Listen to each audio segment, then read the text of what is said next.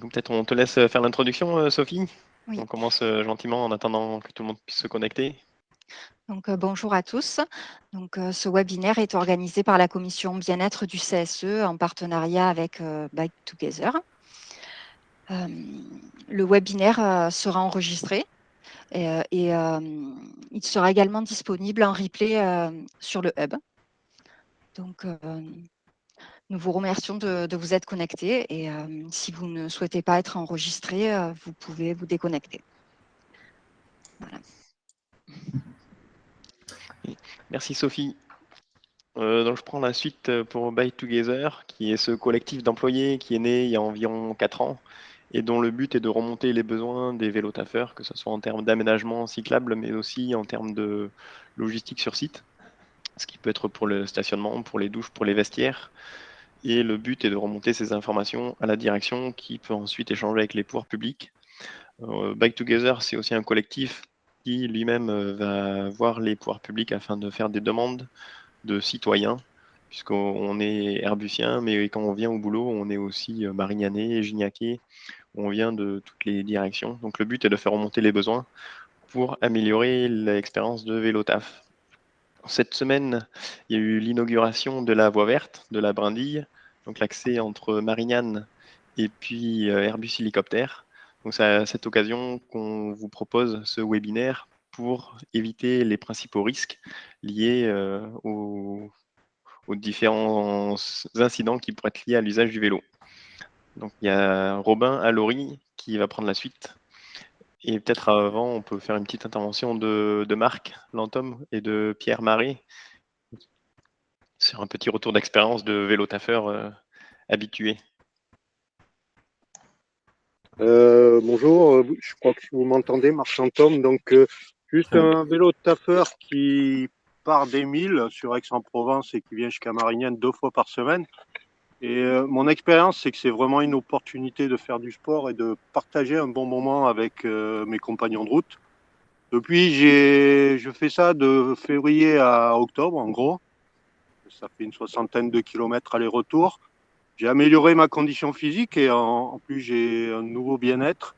Et c'est aussi une façon de changer de vie, de société, et ça permet aussi de faire évoluer l'entreprise.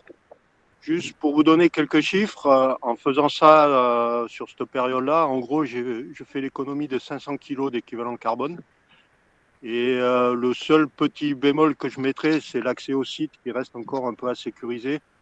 Alors, l'ouverture du P10, c'est une bonne nouvelle, mais il reste encore l'accès nord et je sais que Rémi et Bike Together œuvrent de arrache-pied avec la direction de l'établissement pour améliorer ce point-là. Voilà, mais n'hésitez pas, le vélo taf, c'est bon pour la santé. Voilà, bonne journée. Merci Marc. Merci Marc. Donc Pierre, eh bien moi je viens toute l'année en vélo, alors pas tous les jours malheureusement, mais au moins 2 jours par semaine. Je viens de Lambesc, donc ça me fait 65 km aller-retour. Le gros bénéfice évidemment, c'est faire de l'entraînement gratuit, je dirais. Et maintenant au-delà de ça, c'est vraiment préserver la planète, puisque j'ai 4 enfants qui mettent la pression sur le sujet, ils ont raison. Message que je peux adresser, c'est des messages de sécurité. Moi, j'arrive par le nord et sur mon trajet, finalement, la partie la plus dangereuse, elle commence au rond-point de l'aéroport. Et si j'ai un conseil à donner, c'est que quand on roule, évidemment, on roule avec les gens. Faut voir et être vu, ça tout le monde le sait, mais il faut rouler aussi avec les oreilles. Donc, je suggère fortement d'éviter de rouler avec des écouteurs. C'est hyper dangereux. Et autre conseil, c'est savoir prendre sa place. Donc, même sur une voie rapide, il faut être pas complètement sur le côté. Sinon, les voitures vous frôlent. Il faut être suffisamment malin pour être un peu sur le milieu de la chaussée pour que les voitures vous dépassent. Et c'est là que les oreilles interviennent. Dès que vous entendez que la voiture s'approche, et bien là, vous vous mettez sur le côté. Voilà, c'est le petit conseil pratique que je donnerais pour venir au travail et pour revenir du travail, parce que c'est peut-être probablement là que c'est encore plus dangereux. Les gens sont fatigués et roulent vite. Merci Pierre. Merci Pierre. Très heureux. Tu veux que je prenne le relais du coup, Rémi? Allez, on te laisse dérouler la présentation. Allez, très bien. Peut-être avant, Ouais, les personnes qui auraient des questions, on vous encourage à utiliser la session Q&A, donc qui est tout en bas à droite avec le triangle, le carré et le rond. Vous pouvez poser vos questions et on les reportera ensuite à Robin qui répondra du mieux qu'il peut. S'il y a des questions qui sont plus liées à l'établissement, il y aura Luc Amargier qui reprend la direction, qui pourra aussi répondre à certaines questions. Donc n'hésitez pas à poser autant de questions que vous pouvez sur le Q&A, questions et answers. Oui, si je peux me permettre, juste avant que Robin démarre, Pierre Boudier, je viens aussi par le nord. Et pour ceux qui n'ont pas des vélos de route super pneus fins, super rapides, il y a un moyen d'éviter l'échangeur de l'aéroport qui est de descendre, prendre la digue des Salins. Voilà, je voulais juste rappeler ça. Merci beaucoup. Merci. Mais il faut un Alors, VTT dans ces cas-là, non? Oui, exactement. On va revenir sur les itinéraires à la fin pour tout ce qui est question. C'était surtout par rapport à l'approche. Pour revenir du coup sur les thématiques, déjà pour me présenter, Robin Laurie. Donc, je suis ancien d'Airbus Hélicoptère d'ailleurs. J'étais aux États-Unis il y a encore quelques années. Autrement, j'étais à Marignane, donc je connais bien le site et aussi l'accès. Je suis aussi de Lambesc. Donc, comme quoi, en fait, le changement de société se fait par le biais aussi de tout à chacun.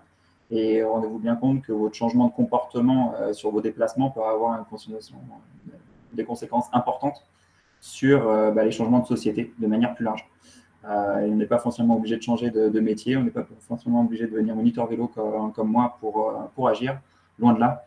En changeant vos modes de déplacement, vous pouvez avoir un exemple concret d'intermodalité à minima, ou autrement aussi d'accepter que ces déplacements vous prennent un petit peu plus de temps, mais en fait, vous aurez des co-bénéfices très importants comme le gain en santé et surtout le fait de faire votre part en termes d'environnement. Pour revenir à Airbus Hélicoptère et pour faire un parallèle entre où on en est aujourd'hui, donc d'après les différents comptages, on était à 60 cyclistes par jour en moyenne sur le site de Marignane. Si on fait un parallèle avec les objectifs nationaux, si on fait un parallèle avec les 9% de part modale, objectif pour 2024 et 12% pour 2030, l'idée, c'est que ça ferait un équivalent de 900 participants, de 900 cyclistes par jour. Donc, on est vraiment sur les thématiques d'accompagnement de ces flux de circulation. Il y a plein de moyens, en tout cas, les collectivités bougent là-dessus et sont très intéressées de voir les entreprises qui accompagnent là-dessus. Donc, encore merci pour aujourd'hui, pour cette possibilité, et encore merci aux associations qui font le nécessaire, qui accompagnent sur ces changements de comportement et pour vraiment faciliter le fait de sortir de sa zone de confort. Parce que ça nécessite d'avoir confiance en soi, d'être accompagné au moins pour le début, le démarrage. Ça permet de faire des changements de comportement importants et de faire finalement des aspects de sécurisation, donc on va revenir en détail tout à l'heure, c'est-à-dire typiquement rouler en groupe, c'est le meilleur moyen d'être vu et de se sécuriser.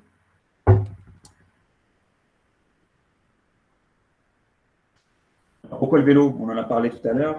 Il faut surtout comprendre que le vélo, c'est un objet de résilience au niveau de notre société qui est très important. Hormis les co-bénéfices en termes de santé, en termes de pollution de l'air, il y a aussi directement, notamment avec la crise que l'on va vivre et que l'on vit actuellement sur l'augmentation des énergies fossiles, le vélo, c'est une arme incontournable face aux énergies fossiles et pour gagner en pouvoir d'achat. C'est une contrainte forte auquel on va devoir répondre d'ici dans les prochains mois. Et donc, on voit dans toutes les sociétés que le vélo est arrivé et a émergé dès qu'il y avait des crises sociales, dès qu'il y avait des crises de pouvoir d'achat ou des restrictions. Donc, on le voit, en fait, ça se résume très simplement sur le budget voiture par famille. En moyenne, on est sur 6 000 euros pour un budget auto par foyer. Et on descend à 240 euros quand on fait du vélo son moyen de déplacement au quotidien et unique, sachant qu'il faut déjà changer de comportement et ça passe étape par étape. On sait que ça va prendre des années, des dizaines d'années.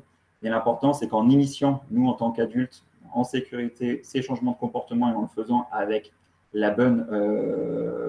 bons prérequis, on est vraiment un vecteur de changement et de mimétisme pour nos collègues, et ça commence par là. Le lien de santé, il est crucial, et c'est d'ailleurs un des premiers vecteurs, notamment sur le fait de casser la sédentarité. On a des jobs qui sont très orientés sur le fait d'être assis longtemps donc avoir cette activité physique. Il faut savoir que 88% de la population française est en sous-activité physique, et donc c'est vraiment des vecteurs de problématiques au niveau de la santé publique. Et un des gros vecteurs aussi de changement, et on le voit, c'est en termes d'efficacité, la qualité de vie au travail. La capacité de faire du domicile-travail en termes de déplacement, on sait que ça considère vraiment sur la moitié des salariés ont des changements de comportement pérennes, c'est-à-dire une fois qu'ils initient sur un changement de comportement, ils vont le faire assez régulièrement parce qu'en fait, ils vont y gagner en confort. Et souvent, on s'y retrouve très bien avec le service, notamment RH. Les risques statistiques, pour revenir sur un état de l'art, il faut comprendre que le vélo, tel quel, dans nos infrastructures, et c'est un focus aussi par le CEREMA Méditerranée sur la Provence, et donc tout ce qui est CEREMA Méditerranée, plutôt la région PACA, on est sur un équivalent, un ratio de 1 à 3 par rapport à un risque voiture, par rapport à l'utilisation du vélo. Ça comprend en fait les 60% de risques qui sont issus en fait de l'usager loisir. La grande partie en fait des incidents à vélo n'ont pas lieu, enfin voilà, 40% ont lieu en dehors du secteur loisir. Et on a surtout des accidentologies en fait en week-end sur des retours de balades à vélo sur les derniers kilomètres. C'est bien noté, notamment pour les personnes qui font du cyclotourisme ou qui font du cyclo sportif. On a vraiment cette accidentologie en fin de balade, lorsque du coup il y a aussi une densité de circulation plus importante et lorsque les personnes sont plus fatiguées ou autrement utilisées, on le disait tout à l'heure, c'était Pierre Marais, qui ne sont plus à l'écoute des autres sens. Il y a le sens visuel, mais il y a aussi l'écoute. Ça va vraiment être des prérequis à s'entraîner, à être à l'écoute de l'environnement. Et souvent, on va bien entendre une voiture bien avant de l'avoir vue. Et donc ça, c'est très important. Les oreilles, c'est vraiment le vecteur, c'est vraiment les yeux qu'on a dans le dos. Il faut vraiment l'utiliser dans ce sens-là. Un sens qui ne va pas aider les hommes, c'est qu'en fait, la grande partie des incidents arrivent, enfin les deux tiers, vers les hommes. Donc là encore, on a vraiment une corrélation entre l'usage sportif, loisir, et l'accidentologie par les hommes. Néanmoins, on a un risque d'accidentologie mortelle très rare. Et ça, on le voit souvent en fait dans les zones d'intersection. Et c'est là où en fait, on fait un parallèle entre les différents cas d'usage et l'accidentologie mortelle, ou autrement avec des effets graves sur la perte de mobilité, est très très rare. Elle s'occasionne notamment plutôt sur une population qui a au-dessus de 50 ans et a fortiori au-dessus de 65 ans. Donc on est vraiment sur un public de retraités, etc., ou de personnes qui sont en fin de période d'activité. Et ça permet en fait de voir que les vélotaffeurs sont souvent en fait assez protégés, et tout notamment dès qu'ils sont dans les milieux, en dehors des milieux urbains. On a très peu d'accidentologie dans ces domaines-là. On est souvent bien vus, ils sont bien équipés, et donc du coup, il faut vraiment travailler sur ces prérequis. Après, il faut savoir que les collectivités travaillent aussi énormément dans le milieu urbain, et il y a aussi beaucoup de pédagogie à faire auprès des automobilistes. Et donc, on travaillera, je vous présenterai tout à l'heure, notamment sur le fait d'être ambassadeur du vélo. Pour revenir là-dessus, du coup, il faut bien prendre en compte qu'il y a 3 grands domaines.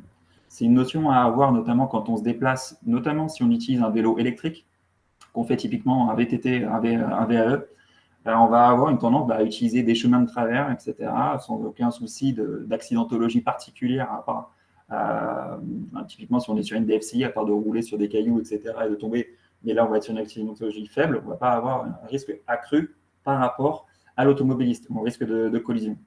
Et c'est là où il faut bien prendre et avoir un changement d'esprit et un changement de mode de réalisation de son déplacement en fonction de là où on est. Donc, on voit qu'il y a une accidentologie très faible lorsqu'on est sur des chemins de traverse. Quand on est hors agglomération, on a un fort risque d'accidentologie, mais par contre, la compétence du cycliste n'est pas foncièrement nécessaire. On va arriver sur des personnes qui vont pouvoir assez rapidement monter en compétence et de s'en servir en sécurité hors agglomération. Il va y avoir des flux de circulation qui vont être importants, donc avec des vitesses de circulation qui vont être importantes. Mais par contre, on a souvent en fait, les voitures qui nous déplacent qui sont quand même à 70 cm, 1 mètre, 1 mètre 50 dès qu'on est visible. Et dès qu'on a réussi, comme le disait Pierre Marais tout à l'heure, à être suffisamment intelligent, à essayer de jouer, d'être visible, de jouer là-dessus, de se rendre plus important et de prendre sa place sur la voirie, et ensuite de se redécaler une fois que la voiture passe. C'est aussi un moyen. Il y a aussi les écarteurs, on reviendra sur les équipements. Là où on a vraiment par contre une difficulté, et c'est là où l'accès, c'est en milieu urbain, et notamment le site d'Airbus Hélicoptère. Là, on arrive dans en fait, un effet de ciseau, où là, on a une forte accidentologie, et en même temps, des compétences du cycliste accrues. C'est là où fait, finalement, on va avoir des vraies difficultés à avoir des effets de seuil, donc des gens qui vont changer de comportement. Et c'est toute la difficulté par rapport au site d'Airbus Hélicoptère, typiquement à Marignane, c'est comment réaliser ce dernier kilomètre. Donc pour ce travail-là, voilà, déjà avoir en notion sur le fait qu'on est en fin de parcours, on a pu être fatigué, et en fait on va arriver dans la zone la plus complexe et en même temps avec le plus haut taux de fatigue. Donc bien être conscient en fait de ce changement d'état d'esprit qu'il faut avoir, et c'est pas à ce moment-là finalement où il faut se faire un home run pour arriver le plus vite possible, mais bien à ce moment-là rester en groupe, en grappe, et essayer d'être le plus visible possible. Pour revenir sur les notions du coup de prendre son vélo pour avoir les prérequis, déjà des effets de volume. Un vélo en moyenne, bon, c'est 1,70 m de longueur et en largeur, on va être dans un espace vital d'1 mètre. C'est-à-dire, ne roulez pas près des véhicules, décalez-vous déjà de 50 bons centimètres et considérez qu'il va falloir au moins 1 mètre pour être dans les 1,50 m nécessaires normalement par rapport au minimum requis en termes d'espace vital. C'est court, c'est très limite, notamment sur beaucoup d'accès quand on sort de Marignane, de Vitrolles, etc. Par contre, il faut bien en être conscient. C'est-à-dire que quand on parlait de se décaler légèrement, on parle de se décaler d'une trentaine, quarantaine de centimètres pour ensuite revenir là-dessus et se prévoir en fait un espace tampon. Quand on est en groupe, la thématique est différente. Mais en tout cas, c'est les gabarits qu'il faut avoir en tête. Avant de partir, et c'est là où on reviendra sur l'ambassadeur du vélo et comment accompagner là-dessus, vérifier bien sûr la qualité de votre freinage, gonflage des pneus, serrage, bon ça c'est des choses, mais surtout travailler votre agilité. N'hésitez pas avec votre vélo à faire des exercices de freinage forts, puissants, quels que soient les différents types d'adhérence. On le fait très bien quand on fait de la moto, etc. Ça vient dans les attestations et dans le permis. Il ne faut pas hésiter à s'exercer, à bien se positionner, celle haute, comment est-ce que je viens freiner de manière puissante tout en gardant l'équilibre sur mon vélo. Ça peut arriver quand on est en peloton, ça peut aussi arriver quand on est seul pour éviter une porte qui s'ouvre, etc. Donc vraiment s'entraîner, ce que je préconise, c'est ce qu'on préconise finalement au niveau de la prévention routière, c'est vraiment ces démarches-là. Gagnez en agilité sur votre vélo, soyez conscient, posez votre regard bien loin et soyez vigilant sur là où vous posez vos roues. C'est assez, on va dire, trivial, mais faites-le et aussi avec des conditions de fatigue. Entraînez-vous avec une journée où typiquement, essayez, quand vous êtes seul, sur une bande, de voir quel est le niveau d'adhérence, soit avec votre pied en descendant, en déclipsant, si vous êtes avec les pédales auto, mais en testant l'adhérence sur ce type de surface, pour que le jour, le cas échéant, vous soyez vraiment en capacité de pouvoir éviter l'obstacle.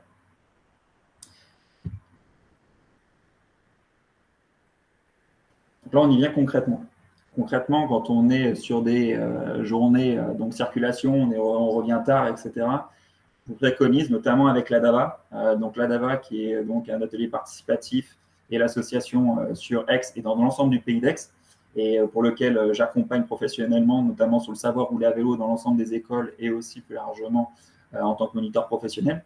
L'idée là-dedans, c'est d'accompagner aussi à avoir les équipements nécessaires. Partez toujours avec de l'éclairage. Et les petites lumières, aujourd'hui, pour une quinzaine d'euros, vous pouvez avoir à l'ADAVA des lumières avant-arrière qui sont au moins les prérequis de base pour pouvoir être visibles. Pensez à toujours les avoir dans le sac avant de partir. À 15 euros, c'est vraiment quelque chose qui va changer drastiquement vos capacités à être vus. Le gilet, c'est votre dernier recours. C'est votre dernier recours. Mais par contre, il faut que ça devienne une habitude. Et il y a un gilet finalement qui soit foncièrement sur votre sac, pas en dessous, et avoir les différents organes de réflexion. Bon, en fait, typiquement, on n'en fait jamais trop. Ce qu'il faut comprendre, c'est que le gilet, déjà, c'est une obligation de nuit et fortement recommandée lorsqu'on est en milieu urbain et de jour. Mais considérez bien qu'à partir du moment où vous êtes vu, vous réduisez drastiquement le risque. En parallèle, voilà, c'est vraiment ajuster la pression de vos freins. Les réglages de votre vélo, sur notamment l'adresse sur les conditions humides et froides, vont changer complètement votre approche du vélo. N'hésitez pas à vous entraîner. Je reviens sur les cercles associatifs. Il y a aussi des cercles de remise en selle, des accompagnements en fait, pour faire ces exercices-là. Et n'hésitez pas aussi à faire augmenter votre vélo en termes de capacité, c'est-à-dire avoir des pneus de bonne qualité avec un bon coefficient d'adhérence. En fait, il faut considérer qu'un pneu perd 30 à 40% de coefficient d'adhérence, c'est énorme. après 6 à 8 mois dans le garage. Ça change considérablement entre un vélo neuf et un vélo, enfin neuf, on va dire avec un pneu qui sort avec la paraffine, avec un pneu qui a déjà une saison derrière lui. C'est des choses aussi à prendre en compte, et notamment sur, là, c'est les moins 30%, c'est les conditions froides.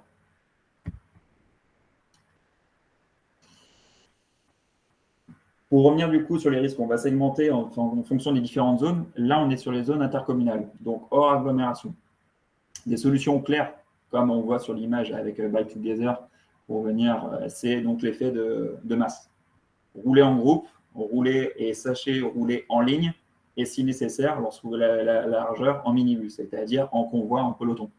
N'essayez pas, notamment pour les personnes qui ont la capacité physique, soyez toujours dans une position vraiment d'altruisme pour accompagner les nouveaux à cette pratique, et surtout faites très attention à leur niveau de perception visuelle. Où est-ce qu'ils positionnent leur regard?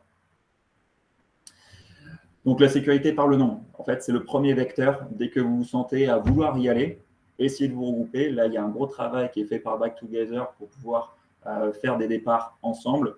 Voilà, à partir de 2-3 personnes, déjà, on a un premier effet de masse. Si on est bien équipé, on devient rapidement très visible. Quoi dire d'autre? N'essayez pas de faire des troupes trop gros. Au-dessus de 7, on va avoir des effets en fait, de stagnation de véhicule derrière, et en fait, il va y avoir une notion de frustration. Donc, il va y avoir un rôle notamment sur ceux qui sont en arrière de peloton. Souvent, on essaie d'avoir l'équivalent d'un serre-fil, et qui va être en capacité soit de temporiser avec le conducteur qui va commencer à s'empresser, notamment si le groupe est trop important. On le voit très bien quand on fait du cyclotourisme ou du cyclosportif. Il va falloir vraiment avoir cet effet de masse. Mais s'il y a une personne qui n'a pas d'équilibre à l'intérieur du groupe, on va avoir sur un peloton qui va s'étaler. Et donc, il va falloir à ce moment-là essayer de gérer le flux de circulation qui est derrière. Donc, on préconise de faire des groupes jusqu'à 7 à 8 personnes maximum, et essayer de mettre l'équivalent d'une 50aine de mètres entre ces différents groupes. Pour revenir sur l'accidentologie, celle qui fait mal, c'est le frontal.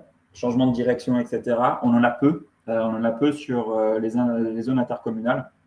Ça représente le tiers des accidents.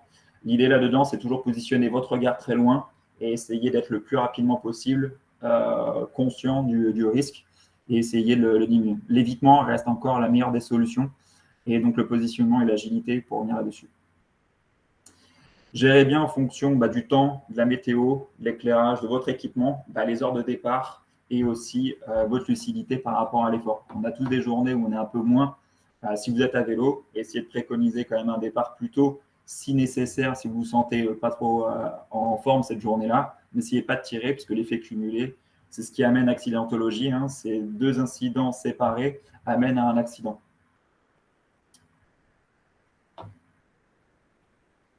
On revient sur l'écarteur aussi, on le voit sur cette image. C'est souvent en fait un élément, on en voit de plus en plus sur les vélos de route, et ça permet quand même de bien se protéger et de gagner en visibilité. Les risques en milieu urbain, typiquement, le risque majeur, en fait, c'est celui-ci. C'est l'intersection, c'est au niveau de la voiture qui est noire au niveau central. Ça va être la voiture que vous n'avez pas vue, ça va être la même chose au niveau, que ce soit circulation des motards ou vélo. Là, on travaille beaucoup sur l'aménagement avec les collectivités.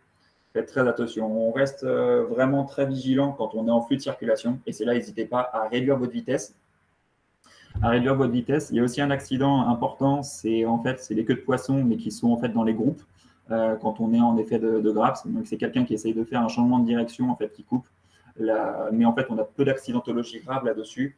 Donc, portez bien votre casque, les équipements, parce qu'on arrive souvent sur une accidentologie où c'est le trottoir, donc c'est la tête qui touche le trottoir, et c'est les premiers risques graves que l'on a. Donc, pensez bien à avoir un casque en bon état avec les normes, et s'il est tombé régulièrement, normalement, c'est à chaque fois qu'il est tombé, il doit être changé, mais l'idée, c'est pensez bien à le changer.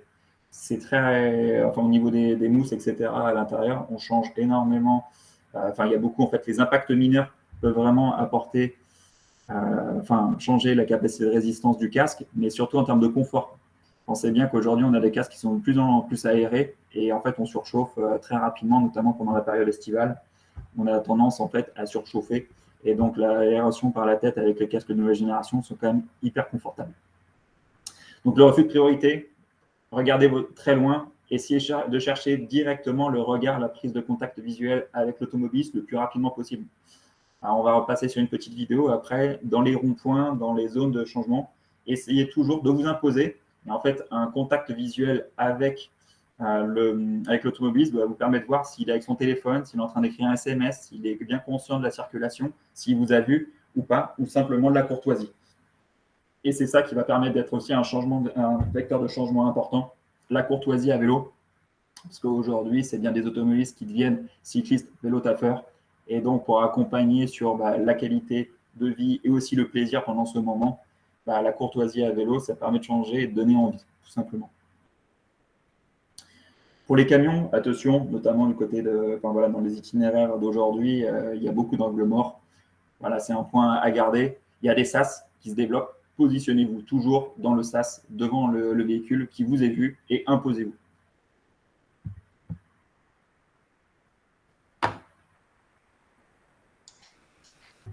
Sur la planche précédente, Robin, il y avait la herse. Oui, tu as raison. Exactement. La petite image en partie inférieure, c'est la herse que vous avez à l'entrée du site, l'Airbus hélicoptère. Donc ça, c'est une meurtrière pour vos pneus, notamment si vous avez des pneus de route. Faites très attention à ça, parce qu'en fait, on peut simplement pincer, mais on peut perdre en pression très rapidement. Et puis, à terme, on peut aussi déchirer son pneu. Alors, voilà, soyez conscient, en tout cas, de ces éléments-là, qui sont vraiment glissants. Il y a en tout cas des choses qui permettent d'améliorer drastiquement en mettant des caoutchoucs, etc., entre les différentes zones. Mais néanmoins, vous en avez partout. Vous en avez partout de ce type de problématiques, on va dire, pour la cyclabilité. L'important là-dedans, c'est soyez conscient. Et si vous avez perdu en pression, soyez équipés aussi. Il y a des bornes de réparation qui sont aussi à disposition. Autrement, il y a d'autres vélo-taffeurs qui ont du matériel. Et ça se développe. Et je suis sûr que Rémi pourra vous mettre à disposition ou autrement vous accompagner pour trouver une petite pompe et remettre la bonne pression avant de repartir pour rentrer chez vous. Voilà. On m'envoie un petit peu, mais... Donc le petit conseil, c'est de prendre la herse un petit peu de travers de manière à ce que le pneu ne vienne pas se glisser dans les petites fentes.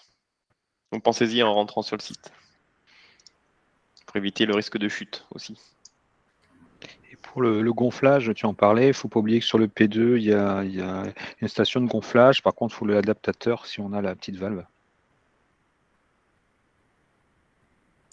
Pour revenir sur les risques urbains, il y a aussi les rames de tram. Pour ceux qui feront du vélo du côté de Marseille ou qui vont dans d'autres collectivités, voilà, dans tous les cas, c'est toujours le prendre en diagonale sur ce type d'événement et délester l'avant.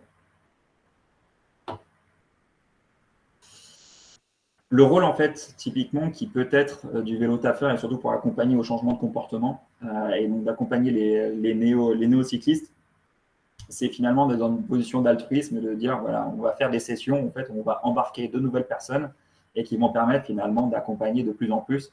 C'est ça aujourd'hui le gros travail pour ceux qui le souhaitent, d'accompagner à ces changements de comportement et puis ensuite qui permettront de changer drastiquement la voirie et aussi d'avoir du poids auprès des élus, qui est un travail de fond.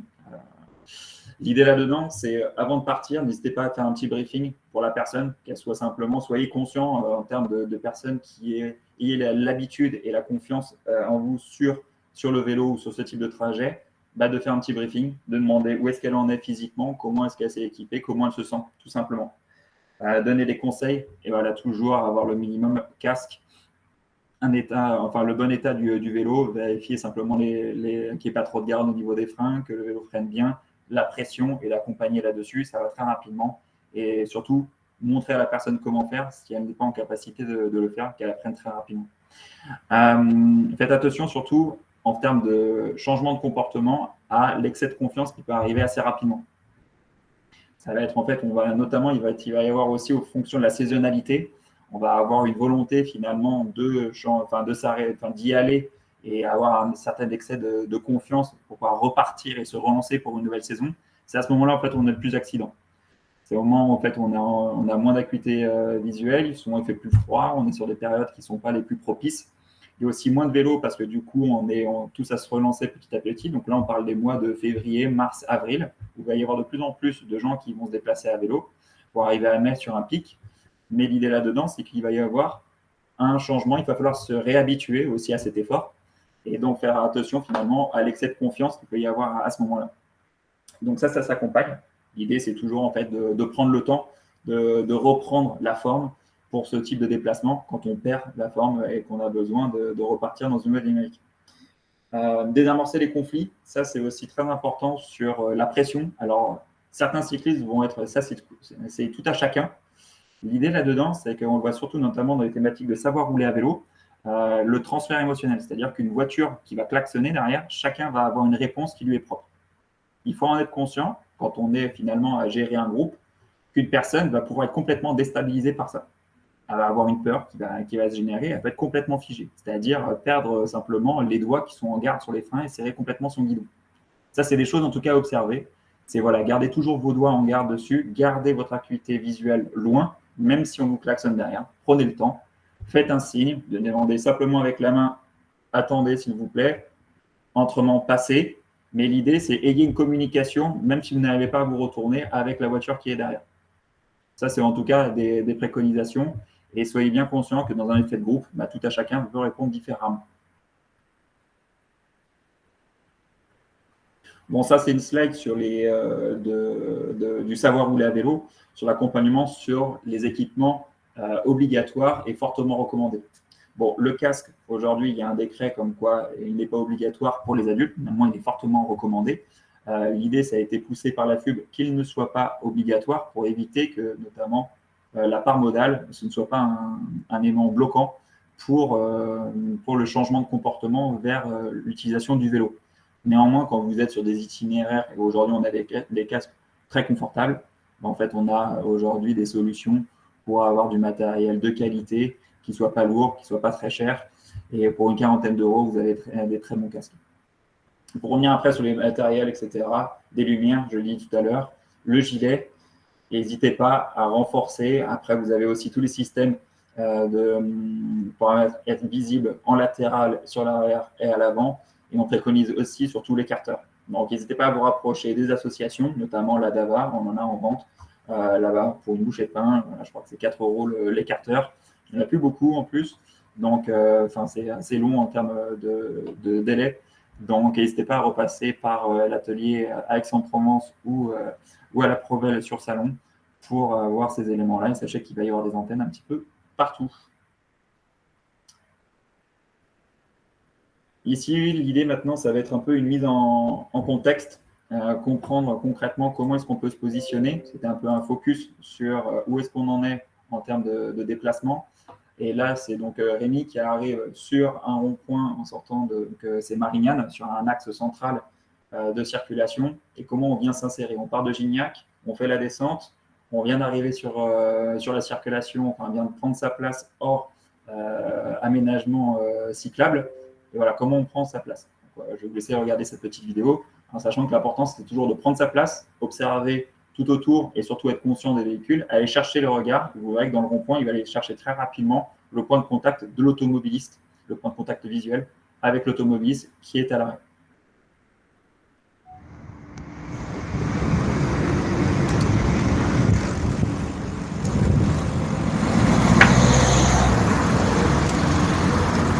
Il est du milieu, c'est qu'en milieu, comme s'il y avait un sas de l'eau.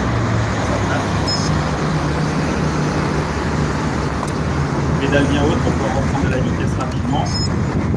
Mis-le dans mon point. Il écoute bien, il a vu la voiture de l'UCA.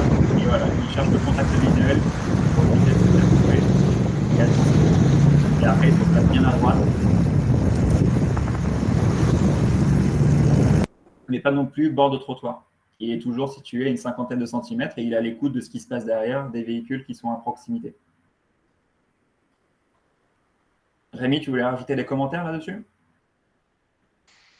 Non, pas de commentaires, à part que bien se placer au milieu de la voie avant de rentrer sur le rond-point, ça évite de donner envie aux voitures de nous dépasser et quand elles s'engagent dans le rond-point de nous écraser sur le bord. Donc prenez bien votre place, mettez-vous bien au milieu de la chaussée avant de rentrer sur le rond-point.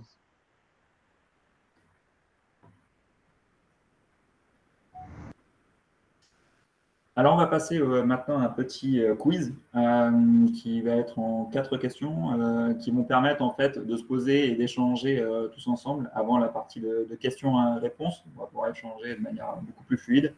Le quiz, donc dans le chat, Rémi va faire le modérateur, va attendre vos retours typiquement sur cette question. notez quelle est votre réponse, sachant que voilà, ça peut être l'un ou l'autre ou les deux. Sachant que dans la partie questions-réponses, là, vous avez la question qui est posée, vous pouvez répondre en utilisant le sondage.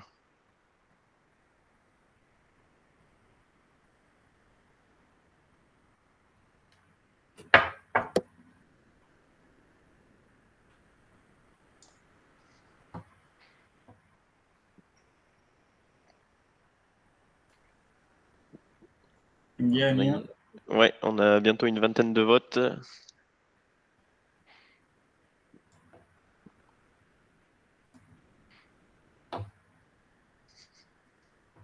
Voilà, ça a fini de voter. On a alors, 25 votes, 28, ça continue encore. Ouais, on va attendre encore un petit peu.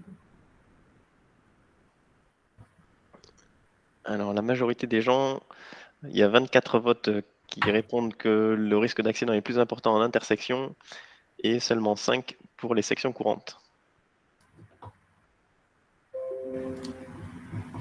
Ok. Voilà, je vous laisse lire rapidement. En fait, on est sur les deux en fonction du cas d'usage.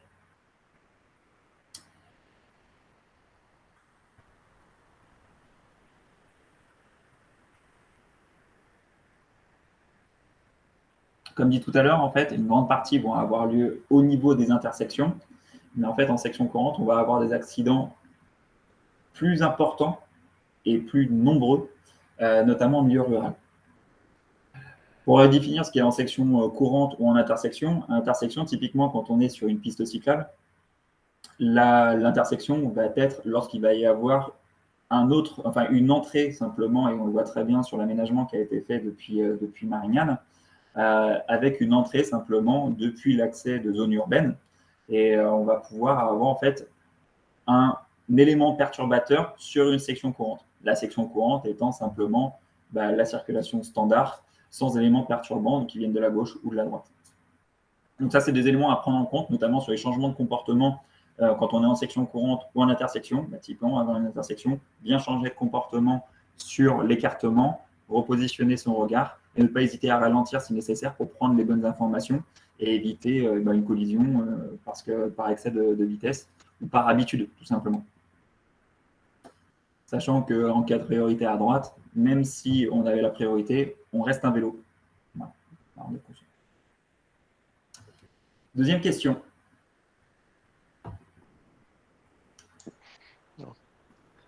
Pareil, vous avez le petit onglet pour voter dans la partie sondage à droite.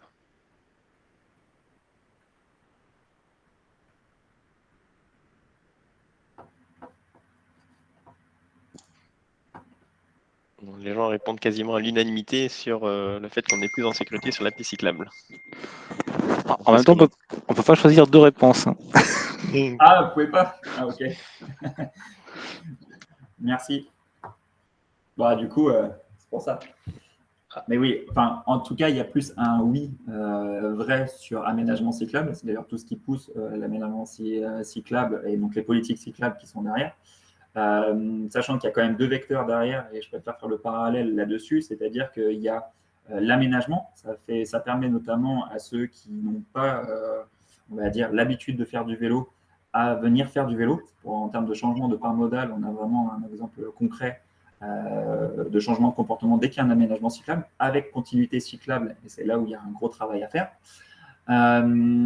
Néanmoins, ce n'est pas parce qu'on est sur une piste cyclable qu'on est complètement sécurisé. C'est là où du coup on ressort le faux. Donc vous aviez raison de manière générale en disant qu'on est plus en sécurité, et c'est bien le sens de la question. Derrière, ce qu'il faut comprendre, c'est que ça ne fait pas tout. Et pour revenir sur la partie section courante et intersection, typiquement, là, on est sur l'accès de Marignane pour accéder sur la voie verte permettant d'accéder au site. On est l'équivalent de 800 mètres avant le site. Donc, c'est à ce moment-là où on se sent en capacité d'accélérer ou autrement, on se sent tranquille parce qu'on est sur une voie cyclable. On vient de partir et là, typiquement, imaginez que vous arrivez d'Airbus Hélicoptère, vous arrivez ici et là, à ce moment-là, un cycliste déboule pour s'insérer sur la piste cyclable. Si vous vous sentez en sécurité, vous êtes finalement détendu, vous êtes les mains non plus sur les freins détendues, et là, une personne arrive et vous êtes à 25 km/h.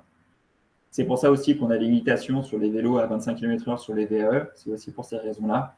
C'est que du coup, là, le cycliste pourrait vraiment avoir un front, enfin, on va dire, se faire percuter au niveau latéral. Là, au niveau de l'aménagement, il y a une vraie erreur d'aménagement, c'est-à-dire que les plots, enfin les jalons qui sont posés en dur sont déjà un élément qui est complexe, enfin qui normalement ne sont pas préconisés. On est plutôt sur déjà des jalons qui sont en souple. Et deuxièmement, en fait, si vous allez sur cet itinéraire, vous verrez que vous n'avez pas la capacité, lorsque vous insérez, d'avoir un visuel, parce qu'en fait, il y a du foncier à droite, et donc on ne peut pas, il y a aussi pas mal d'arbres. Donc on n'a pas de visuel. Donc voilà, typiquement, c'est un exemple concret où l'accidentologie, elle est forte, alors que l'aménagement est fait. Donc préconisez bien, sur l'entrée sur cet accès, de prendre le temps. Et après, il y a aussi un travail d'accompagnement sur l'aménagement. Les aménagements, enfin les villes font le maximum pour accompagner au mieux. Et après, dans les sections courantes, voilà, il faut aussi éviter d'autres cas d'usage, notamment que les scooters puissent y accéder. C'est notamment pour ça que ces plots sont posés. Robin, si je peux me permettre, parfois, les pistes cyclables, ça peut être très, très dangereux. Je voudrais citer 2 exemples, surtout quand on roule la nuit. Les pistes cyclables, c'est souvent des dépotoirs. Donc, on y trouve des objets, des pierres parfois, des grosses pierres. Donc, il faut être très vigilant vis-à-vis de ça parce que ce n'est pas toujours visible, même avec des bonnes lumières.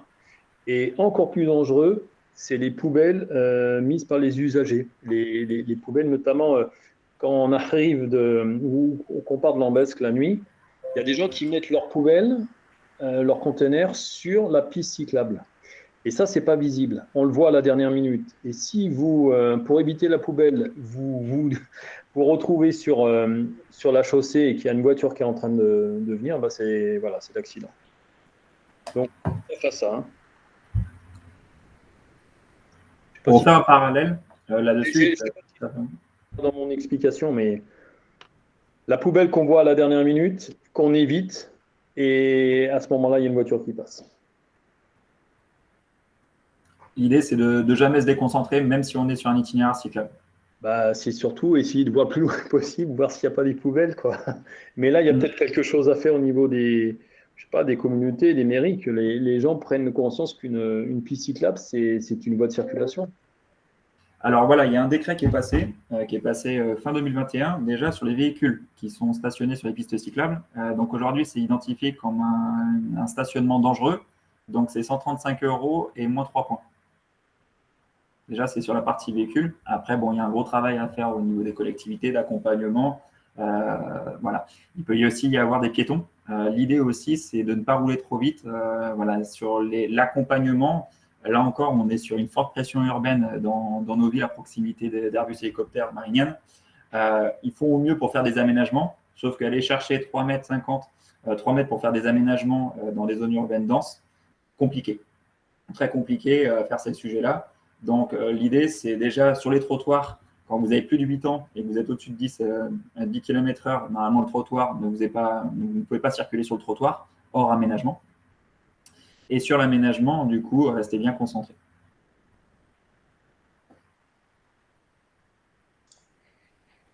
Alors, question numéro 3. Donc, même principe, il y a le petit questionnaire. Alors là, je précise, c'est en milieu urbain.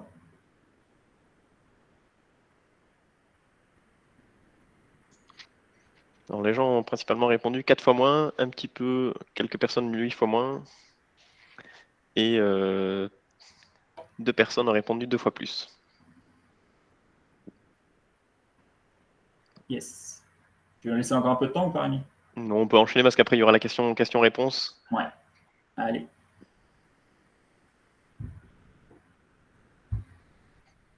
Alors, 8 fois moins, voilà, on est sur l'équivalent de 48%. Oui. L'idée là-dedans, c'est vraiment de comprendre qu'en milieu urbain, par rapport à l'utilisation du scooter et de la manière générale de la mobilité carbonée, on est sur voilà, un rapport, ce sont des ordres de grandeur, tous ces éléments-là. Ça change énormément. Typiquement, là, on n'a pas de données sur Marseille, on n'a pas de données spécifiques par rapport aux villes. Et quand on est à Strasbourg, c'est complètement différent, bien sûr. L'idée là-dedans, c'est des ordres de grandeur. Ce qu'il faut comprendre, c'est que quand vous êtes un utilisateur du scooter, en réalité, vous n'êtes pas non plus sur... il y a des effets de levier, notamment dû à la vitesse. C'est pour ça, notamment, on pourra parler du VE pour ceux qui veulent le débrider, l'accompagner. Ça nécessite notamment des équipements un peu différents. La chute au-dessus de 35-40 km/h est totalement différente en termes de brûlure déjà, premièrement. Mais derrière, sur notamment l'accidentologie, enfin le trauma en tant que tel. Ok. Merci Robin. On va passer aux questions-réponses.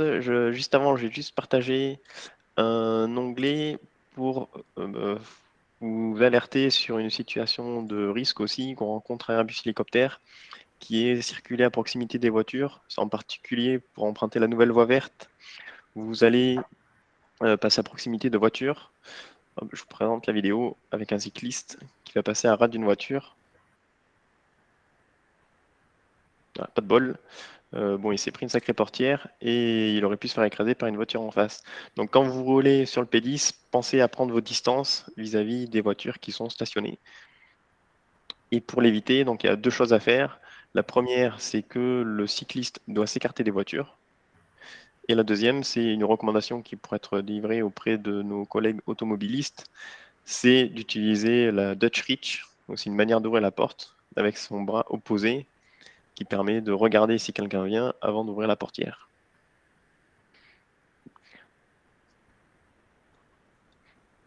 Voilà, donc on va passer aux questions. Il y en a une qui est beaucoup remontée, c'est vis-à-vis des stationnements vélos sur site. Est-ce que de nouveaux espaces sont prévus et combien et à quelle échéance? Peut-être qu'on va passer la parole à Luc. Oui, bonjour. Donc, oui, en fait, il y a un plan de déploiement pour augmenter le stationnement des vélos sur le site. Donc, il est prévu d'en rajouter sur le principe des véhicules qui ont été installés. Donc, des arceaux vont être déployés. Alors, je n'ai pas la date précise, mais ça devrait se faire assez rapidement, quoi. Est-ce que je peux poser une question par rapport à ça? Luc, est-ce que c'est la responsabilité du responsable bâtiment ou de la direction Marignane de s'en occuper? Pour moi, c'est la direction. Après, il faut prendre en compte les besoins de chaque peut-être service ou autre occupant Il y a du bâtiment. il y a quelques années, on nous disait effectivement c'était le responsable d'un bâtiment ou d'une falle qui devait fournir, qui voulait s'en occuper. Okay. Non, pour moi non, parce que c'est pour tout le monde, donc il n'y a pas de service particulier. Donc pour moi, c'est établissement. Ok. Alors, une question récurrente qui revient aussi, c'est sur les accès à la gare Vamp qui ne sont pas sécurisés. Est-ce qu'on a des informations sur futur aménagement? Je vais répondre à une première partie et Luc, je laisserai prendre la suite. C'est que vous avez sûrement vu ceux qui vont utiliser la gare Vamp que l'année dernière, il y a eu des petits piquets orange. C'est que j'avais fait venir un géomètre qui a bien acté qu'il y a une continuité foncière du département entre la sortie du P3 et la gare, la zone de la gare publique, pour faire un aménagement qui est techniquement réalisable. Et ensuite, des discussions qui doivent être mises en place. Je laisse prendre la suite, Luc, pour répondre. Donc en fait, la gare Vamp, comme a dit Rémi, il y a deux solutions. Donc il y a la solution définitive là, qui là dépend du projet Cap Horizon. Donc le maire de Vitrolles, qui était présent à l'inauguration, a annoncé que ça serait fait en 2024, malheureusement, pas plus tôt. Donc là, ce serait un vrai cheminement donc, en fait, qui va relier le site d'Airbus à la gare Vamp et la gare Vamp à Vitrolles, on va dire, à la partie haute. Voilà. Et il y a une solution provisoire qui est en cours d'être mise en œuvre, donc avec le département, là, pour pouvoir aménager, alors là, de manière provisoire, mais au moins d'avoir un accès plus sécurisé qu'aujourd'hui pour se rendre jusqu'à la Vamp. Merci. Il y a une question, c'est les accidents en vélo sur le trajet domicile-travail. Est-ce que c'est un accident de travail? Peut-être Robin, tu connais mieux la régulation que moi.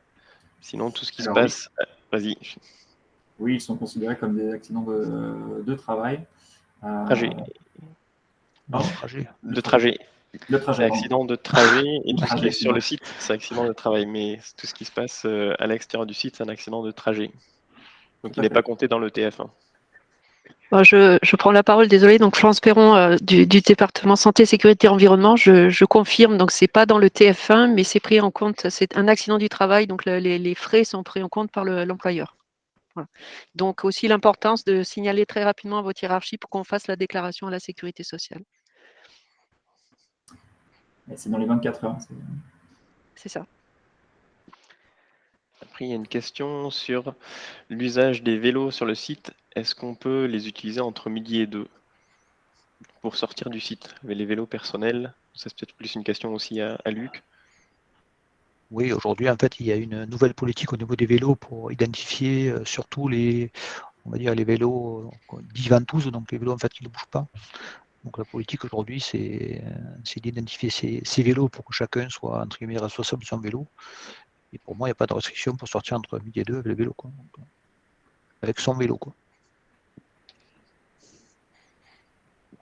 Ensuite, il y a une question. Est-ce qu'un marquage au sol plus signalisation est prévu au niveau du croisement entre la piste cyclable de la Brindille et la voie rapide qui conduit au Jail? Aujourd'hui, les automobilistes sont partagés entre courtoisie et pleine accélération. Alors on a posé la question au département, parce que c'est une route départementale, et en fait, du fait justement qu'on est hors en agglomération, ils ne peuvent pas matérialiser sur la route un passage piéton, justement. Donc aujourd'hui, c'est pas réglementaire. Hein. Donc pour le moment, la réponse c'est non. Ok. Ensuite, est-ce qu'il y a des projets de création de pistes cyclables à partir de Rognac, ou Salon de Provence, jusqu'à Airbus Hélicoptère? Donc là, on travaille avec donc la métropole dans le cadre du PDU, justement pour assurer une liaison et assurer une liaison complète jusqu'au site de Marianne, donc y compris par la D20, même si aujourd'hui c'est un peu bloquant, mais voilà. Ensuite, il y a une question sur est-ce que nous aurions une liste de personnes style covoiturage pour partager la route avec d'autres personnes?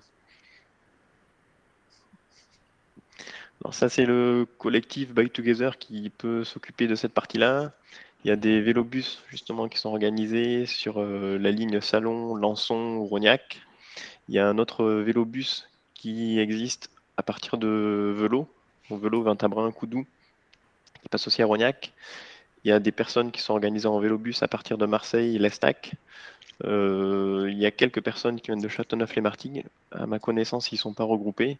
Mais si Frédéric, tu es motivé, on peut te mettre en référent et te rediriger les éventuelles personnes qui seraient intéressées par rejoindre le vélobus. Oui, tout à fait. Merci. Ok. Ensuite, on sait que la capacité à être vue par les automobilistes est primordiale pour la sécurité. Peut-on imaginer qu'Airbus subventionne en partie les équipements de sécurité comme les gilets fluo?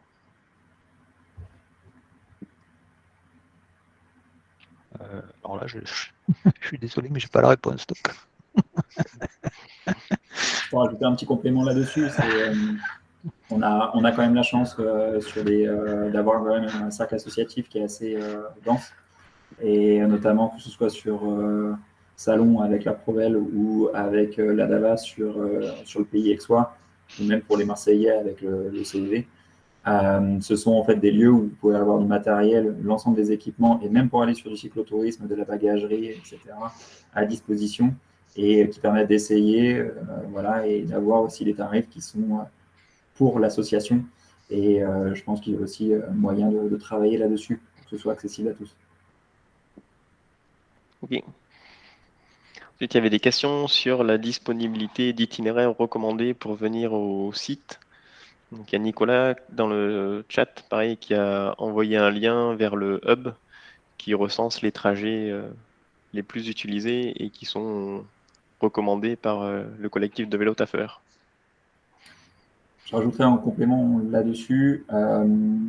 N'hésitez pas à avoir un second itinéraire en fonction, imaginons si vous oubliez les lumières, etc., ou si vous n'avez pas l'équipement, pour avoir toujours une solution de sécurité, quitte à faire un petit peu plus long, mais par contre à avoir un itinéraire sur des voies un peu plus apaisées si nécessaire.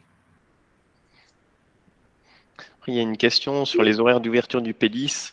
Est-ce qu'il y a des choses à anticiper sur les horaires d'ouverture? Parce qu'il y avait un petit loupé. le jour de l'inauguration. Mais Pour moi, il y a eu loupé le matin même très tôt.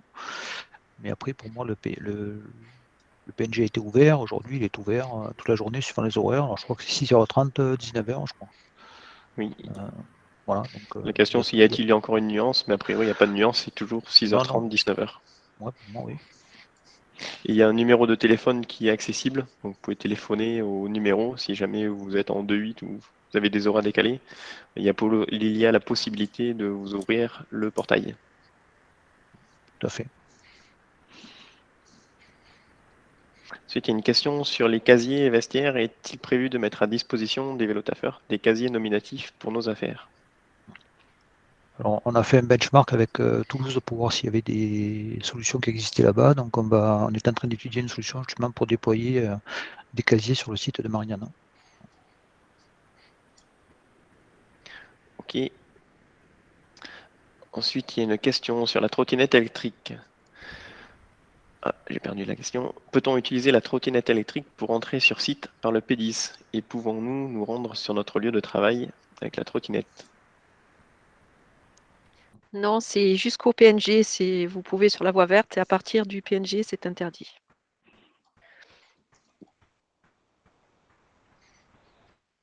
Ensuite, il y a une question sur le forfait mobilité durable. Est-ce que des négociations sont en cours par rapport au forfait mobilité durable? Alors, je vais répondre, mais bon, aujourd'hui, oui, il y a des négociations en cours au niveau d'Airbus pour sa mise en place, mais je n'ai pas le calendrier réel. Donc, ok. Ça, c'est des questions qu'on vous encourage aussi à remonter aux syndicats qui sont aussi responsables de la négociation. Ensuite, il y a une question. Alors, question accès au site. Ok pour les vélos, mais il existe aussi des vélos couchés, un peu plus larges et imposants qu'un vélo normal. Des restrictions existent-elles pour ce type de véhicule? Pas particulièrement, enfin, je peux répondre à la question. On est toujours sur un véhicule de même catégorie. Pas de conditions particulières par rapport au vélo couché, par rapport au vélo standard, musculaire. Ok.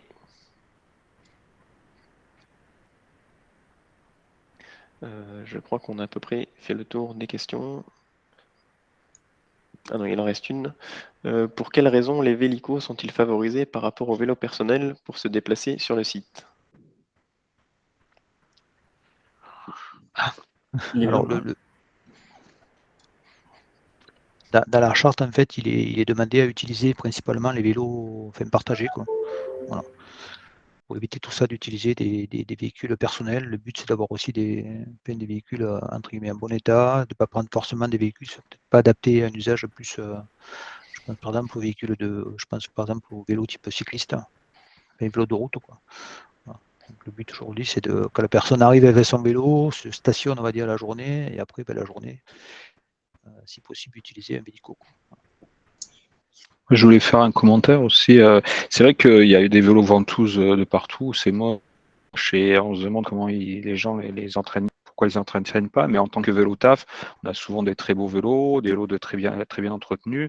Donc ça paraît un peu incompréhensif qu'on soit pointé du doigt alors qu'on a des vélos qui répondent à toutes les qualités. Moi, je comprends. Moi, je n'ai pas compris cet aspect de la charte non plus, personnellement. Alors, je pas suicidaire, hein. Autant effectivement, il y a des clous qui traînent sur le site, c'est compréhensif de les retirer, c'est vélo ventouse, mais je n'arrive pas à faire le lien entre vélo taf et vélo ventouse. Il n'y a pas du tout de lien pour moi. Bon, il y a les questions qui ont été posées, on a fini l'heure d'échange. Merci beaucoup à tous d'avoir participé à cette discussion. Merci à Robin aussi d'avoir participé et d'avoir échangé son expérience. Merci à Pierre et à Marc Lantom aussi d'avoir participé. À Luc d'avoir répondu à plein de questions, à Florence aussi d'avoir ajouté plein de précisions. Merci beaucoup et usons nos vélos avec humilité et courage parfois. Oui, si je peux juste avant qu'on ferme, parce qu'on avait coupé court la discussion sur l'accès nord avant pour vous laisser présenter. Juste, je voudrais préciser, il n'y a pas besoin d'un VTT pour la digue des Salins, c'est du stabilisé. Donc moi, avec mon route endurance en pneu de 30, ça passe très bien. Par contre, ce qui est vrai, c'est qu'il y a des flaques par endroits, par temps humide. Donc si on n'a pas de garde-boue, il faut être prêt à devoir se changer en arrivant. Oui, voilà. Et je voulais juste préciser ça quand même. S'il y en a qui veulent essayer, vous n'avez pas besoin d'un gros VTT. Merci. Merci. Merci tout le monde. Merci à tous. Merci. Merci à tous. hein. Merci à Au tous. revoir. Bonne Au journée. revoir. Au revoir. Merci. Au revoir.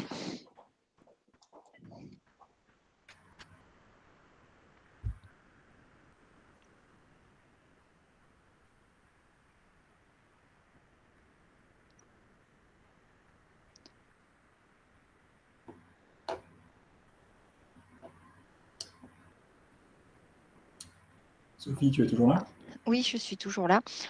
J'essaye On d'éteindre peut arrêter l'enregistrement? Oui, voilà, j'essaye d'éteindre